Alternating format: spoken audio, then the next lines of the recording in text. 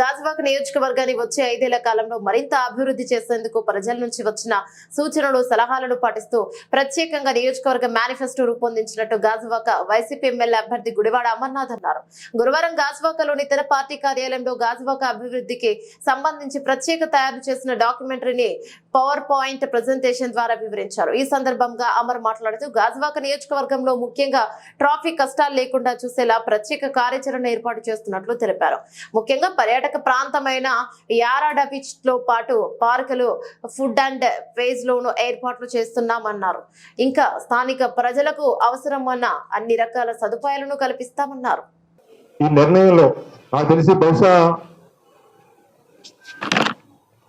ప్రపంచంలోనే అతిపెద్ద ప్రజాస్వామ్యం అని చెప్పుకునేటువంటి మనం, ఉదాహరణకి గాజువాక నియోజకవర్గంలో 3,30,000 మంది ఓటర్స్ ఉన్నారు. ఈ 3,30,000 మంది ఓటర్స్ సంబంధించి రేపు ప్రజాప్రతినిధిగా ఎంపికైన తర్వాత వీరందరి తాలూకా అభిప్రాయాల్ని చట్టసభల్లో మాట్లాడాల్సినటువంటి బాధ్యత తీసుకునేటువంటి మనం వారందరి అభిప్రాయాల్ని మనం తెలుసుకున్నామా లేదా, వాళ్ళ అభిప్రాయాల మేరకు మనం రేపు మన బాధ్యతలు నిర్వర్తిస్తామా లేదా అనేటువంటి ఆలోచన వచ్చినప్పుడు అందరి తాలూకా అభిప్రాయాలతో ఒక స్థానిక మేనిఫెస్టోని తీసుకురావాలని చెప్పి ఒక నిర్ణయం తీసుకున్నటువంటి దాంట్లో భాగంగా ప్రజల చేత, ప్రజల వలన ఏదైతే మన ప్రజాస్వామ్యం, మన రాజ్యాంగం చెప్తా ఉందో, of the people, by the people, for the people అనేటువంటి మన ప్రజాస్వామ్యం గొప్పతనాన్ని చాటి చెప్తూ ముందుగా ఉగాది రోజున వెబ్సైట్ లాంచ్ చేశాం.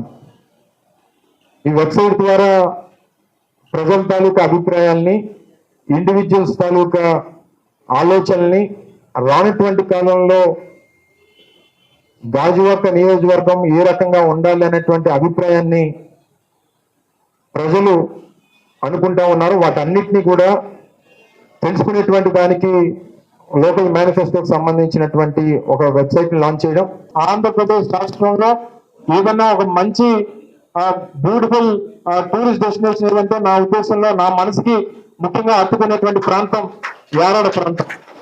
యారాడకి ఉన్నటువంటి కొన్ని టెక్నికల్ ఇష్యూస్, అక్కడ ఉన్నటువంటి ల్యాండ్స్ లో ఉన్నటువంటి కొన్ని టెక్నికల్ ఇష్యూస్, ఇతర ఇష్యూస్ కొన్ని ఉన్నాయి.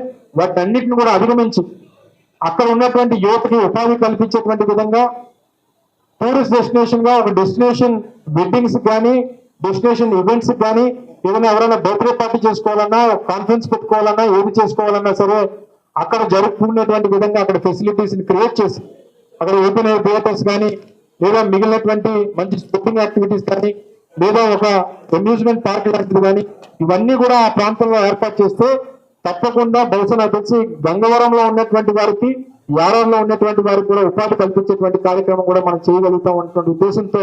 ఎందుకంటే గాజువాకలో టూరిజంలో ఒక యారాడు గొప్పని చెప్పడానికి కూడా మన దగ్గర లేదు. సో డెఫినెట్ గా యారాడు కూడా అంతే సుందరమైనటువంటి ప్రాంతం. అక్కడ ఏమన్నా కొన్ని వాటర్ స్పోర్ట్స్ పెడదామంటే బీచ్ చాలా రఫ్ గా ఉంటుంది. వాటర్ స్పోర్ట్ యాక్టివిటీస్ కి అది సౌకర్యంగా ఉండదు. కాబట్టి ఆన్ షోర్ ఏవైతే ఉందో, ఆఫ్ షోర్ ఏవైతే మనకి యాక్టివిటీ ఉందో అందులోనే డిఫరెంట్ యాక్టివిటీస్ క్రియేట్ చేసి మంచి చేయాలనేటువంటి ఉద్దేశం. అవసరమైతే వెల్నెస్ సెంటర్ లాంటివి కూడా ఏర్పాటు చేసుకునేటువంటి దానికి అక్కడ అవకాశం ఉంటుంది. కాబట్టి అదొక మంచి టూరిస్ట్ డెస్టినేషన్ గా యారాడని కూడా అభివృద్ధి చేస్తామని చెప్పి మీ అందరికీ తెలియజేసుకుంటూ, చివరిగా పార్క్స్ అభివృద్ధి, అలాగే పిల్లలకి ఇప్పటికే ఓపెన్ జిమ్స్ కానీ, లేదా కొన్ని పార్కుల్లో పిల్లలకి ప్లే జోన్స్ కానీ, మొన్న అనకాపల్లిలో కూడా శాంతి పార్క్ అని చెప్పి చాలా మోడర్న్ గా పిల్లలకు సంబంధించి కిందన కూడా ఫ్లోరింగ్ అంతా కూడా ఈ రబ్బర్ ఫ్లోరింగ్ వేసాం. అందులో భాగంగా స్టీల్ ప్లాంట్ ప్రైవేటైజేషన్ సంబంధించి వ్యతిరేకంగా పోరాటం చేయడం అనేటువంటిది మా స్టాండ్. దాన్ని ఎట్టి పరిస్థితుల్లో ముఖ్యమంత్రి గారు కానీ, మేము కానీ, వైఎస్ఆర్ కాంగ్రెస్ పార్టీ కానీ, ఈ ప్రాంతంలో ఉన్నటువంటి ప్రజలు కానీ అందరం కూడా ఒకే నినాదం, ఒకటే విధానం. ఇందులో ఎక్కడ తేడా లేదు, ఉండదు, ఉండబోదు. రేపు నరేంద్ర మోడీ గారు 6వ తారీఖున 7వ తారీఖున అనకాపల్లి వచ్చినప్పుడు నరేంద్ర మోడీ గారితో మైక్ లో మాట్లాడేటప్పుడు చెప్పించండి, స్టీల్ ప్లాంట్ ప్రైవేటీకరణ నిర్ణయాన్ని వెనక్కి తీసుకుంటున్నాం, చేయబోమని చెప్పించండి. మీ మాట నమ్ముతాం. మరి అదే ఛత్తీస్గఢ్ లో ఎందుకు చెప్పారు మీరు స్టీల్ ప్లాంట్ ప్రైవేటీకరణ వెనక్కి తీసుకుంటున్నామని చెప్పి? అక్కడ భారతీయ జనతా పార్టీ ప్రభుత్వం కాబట్టి, అక్కడ మీరు అవసరం కాబట్టి, మీరు రాజకీయాలు కాబట్టి, మీకు అవసరం కాబట్టి మీరు ఆ ఆలోచనల్ని ఆ నిర్ణయాలు చేశారు.